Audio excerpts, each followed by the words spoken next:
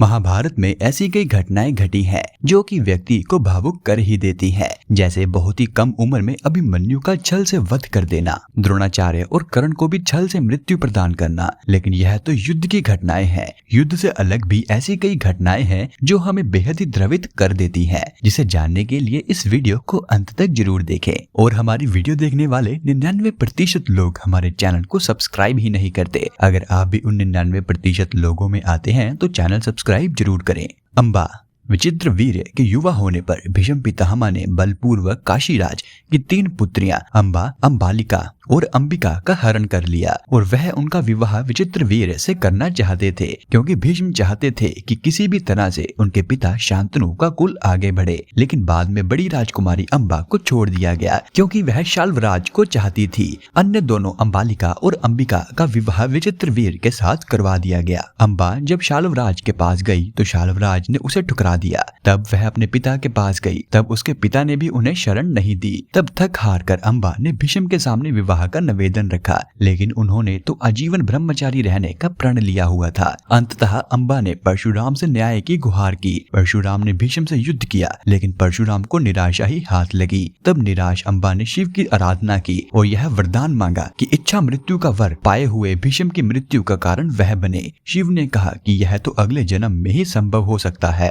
अंबा ने तब मृत्यु को वरण कर लिया। यह अंबा ही शिखंडी के रूप में जन्म लेती है, जो कि भीष्म पितामह की मृत्यु का कारण बनती है।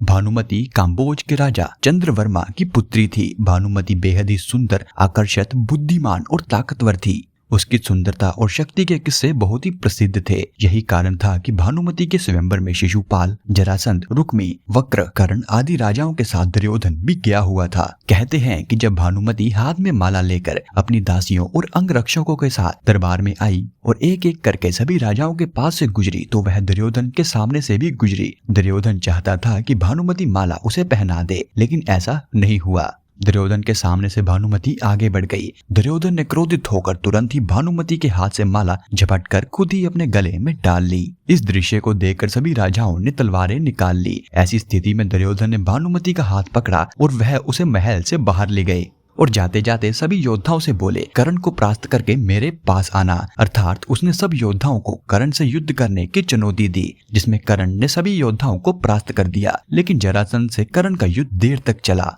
इस तरह दुर्योधन ने भानुमति के साथ जबरन विवाह किया। भानुमति को हस्तिनापुर ले जाने के बाद दुर्योधन ने उसे यह कहकर सही ठहराया कि भीष्म पितामह ने अपने सौतेले भाई के लिए अंबा, अंबिका और अंबालिका का हरण करके ले आए थे। भानुमति अनिच्छा से ही दुर्योधन के साथ रहने लगी। दोनों की ही 2 संतानें हुई। एक पुत्र लक्ष्मण था, जिसे अभिमन्यु ने युद्ध में मार दिया था, और पुत्री लक्ष्मणा को श्री कृष्ण का पुत्र सांब उठाकर ले गए थे। भानुमति के पास रोने के अलावा कुछ भी नहीं था। दूसरी ओर कहते हैं कि अभिमन्यु की पत्नी वत्सला बलराम की बेटी थी। बलराम चाहते थे कि वत्सला की शादी दुर्योधन के बेटे लक्ष्मण से हो। वत्सला और अभिमन्यु एक दूसरे से प्यार करते थे। अभिमन्यु ने वत्सला को पाने के लिए घटोत्कच की मदद ली। घटोत्कच ने लक्ष्मण को इतना डराया कि उसने कसम खा ली कि वह पूरी जिंदगी ही शादी नहीं करेगा। तीसरी ओर भानुमति का पति दुर्योधन भी अंत में जब मारा गया तो भानुमति के पास कुछ भी नहीं रहा था। अब भानुमति के दुख को ऐसे समझिए कि भानुमति ने दुर्योधन को पति चुना ही नहीं, दुर्योधन ने जबरदस्ती उससे शादी की। अपने दम पर भी नहीं की, बल्कि कर्ण के दम पर ही भानुमति का हरण किया।